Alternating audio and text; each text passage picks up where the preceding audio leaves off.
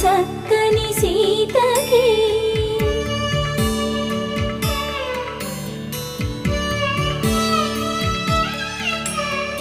ఎర్ర జాబిలి చేయి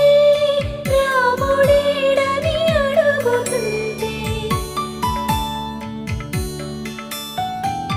చూడలేదని పెదవి చెప్పే చెప్పలేమని కనులు చెప్పే నల్ల పూసై